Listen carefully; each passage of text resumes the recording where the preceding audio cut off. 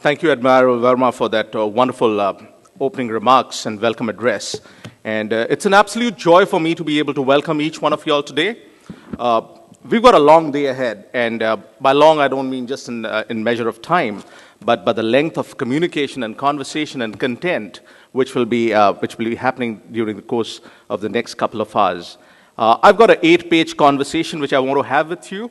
Apologies for being able to crunch it down to 3, but no apologies because much of what I was going to share has already been shared by Admiral Verma, and many thanks to him.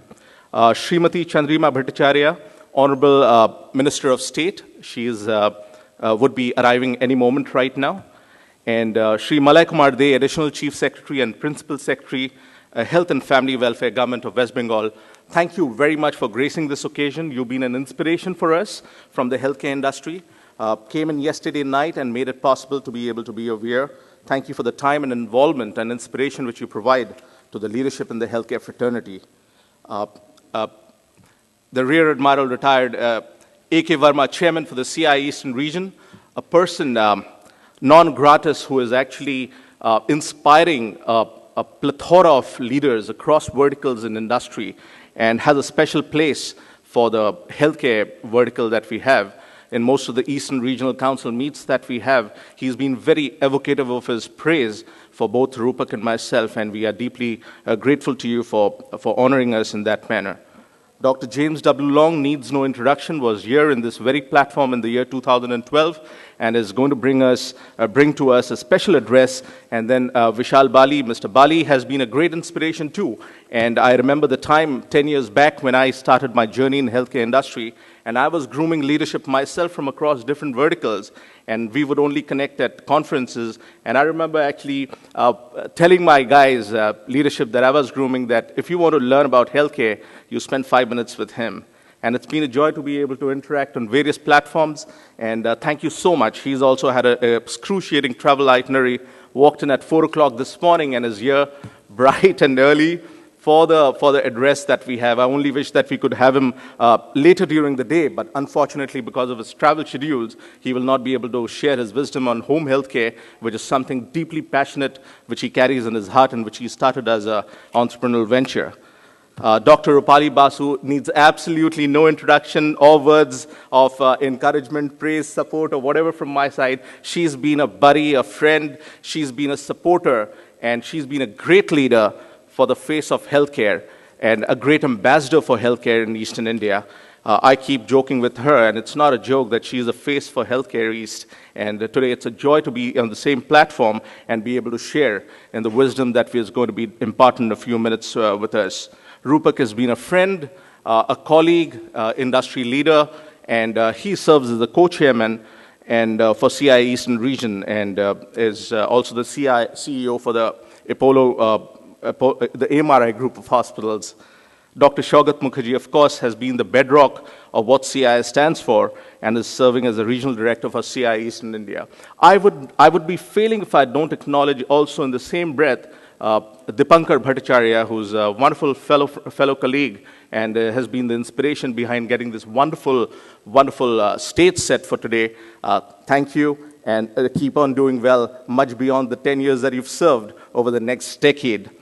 Distinguished guests, Diana Agarwal, thank you so much for being a part of this day today. You have been a bedrock for this industry too, so thank you for taking the time to be here.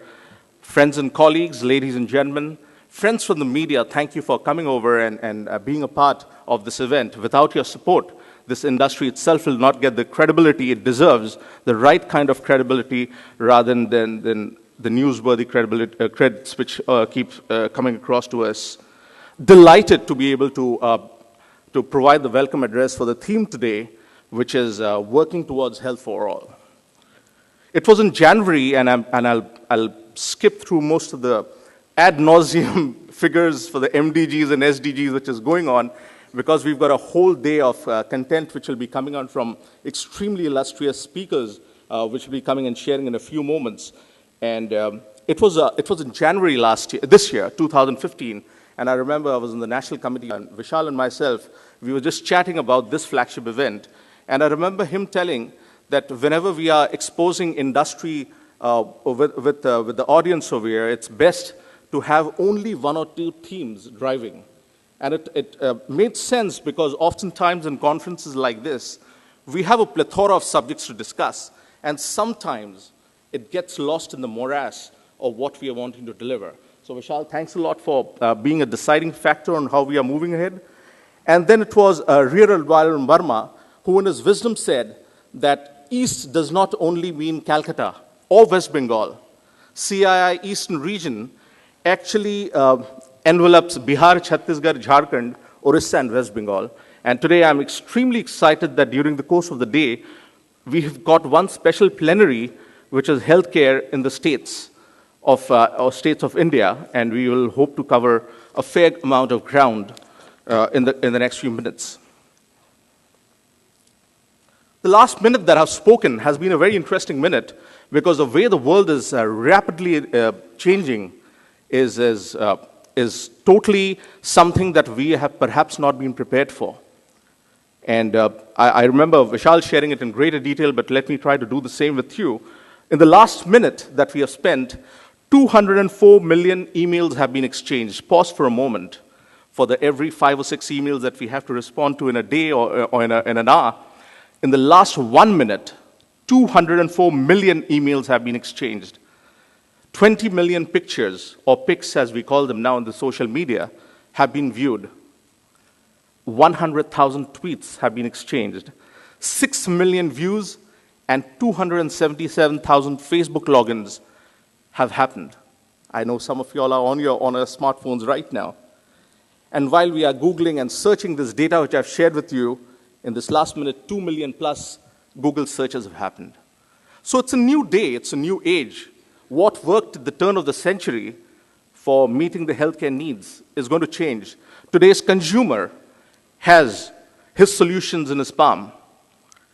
So India, with 1.26 billion people, is at the cusp and at an inflection point from where it can actually launch onto the next level or forever remain behind. And the challenge lies in with you and me.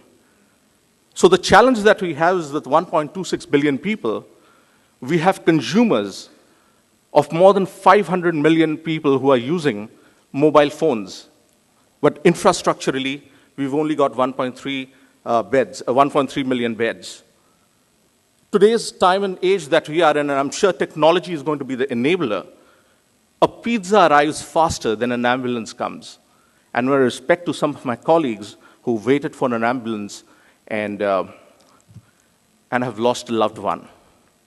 But that's the dichotomy that we have. Today's day would not be complete if we do not have a very healthy perspective of where we are headed. And today I want to share that with the plenaries that we have, there are a couple of themes that need to be addressed. Healthcare, working towards healthcare for all is a theme, and which basically has 2 or 3 very, very simple premises. It basically means that healthcare for all would mean not just that 30% of 1.26 billion people, which is concentrated in the urban centers and the cities and the metros. It also envelops and involves the 70% of people who do not have access to basic health care and cannot afford the basic health care that we spoke about. A very interesting statistic is that WHO has published in 2012, 33% of the healthcare expenditure has come from the government. Of the remaining, 86% was out of pocket. This is a great burden on the diaspora of Indians that we are serving at this point of time. What it translates is if we take a step away from the figures, then we realize that every single year, 2%, it's a staggering amount, 1.26 billion people. Every year, 2% of the population of India is being pushed below the poverty line because of healthcare expenditure. I think you and I have a responsibility.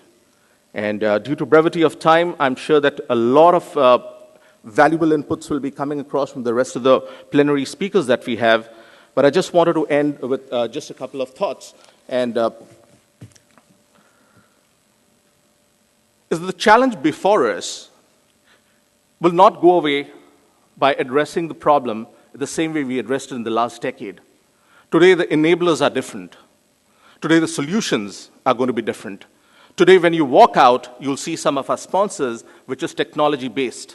And we thank the sponsors over here. I'm sure that Rupak will be sharing in greater detail on that. But without IT and without technology and without mobile enablement, I think today we are staring at imminent failure. And failure not in terms of us not being able to meet the MDG goals, the Millennium Development Goals, right now the Sustainable Development Goals, but failure in our ability to reach out to the most underserved person in this country today with not quaternary and special cutting-edge technology healthcare, but I'm talking about basic healthcare. And today, you and I, as industry leaders, as fraternity from the industry, need to ensure that we are working towards healthcare for all. Will the solution come today? Probably not. Will the solution come over the next few years? Possibly, if we decide to make a difference. Change, like they say, comes from only one person, and one person is enough to make that change happen. Who will be that one person? And as I bring my conversation to a close, we talked about minutes right at the beginning. Let me share the impact of this minute, which we've spent in this audience today, is that while we've been speaking in the last 1 minute, one child in this country has died because of severe malnutrition. There's one person who dies every single minute because of tuberculosis. Every 8 minutes, a woman is dying with a pregnancy condition due to preventable reasons. And in this last 1 minute, 29 more people have been born into our wonderful country. Wise men have said that the best time to plant a tree was 20 years ago. The best time to plant a tree was 20 years ago. The next best time is now. Blessings. Have a wonderful conference. May God be on all of your endeavors.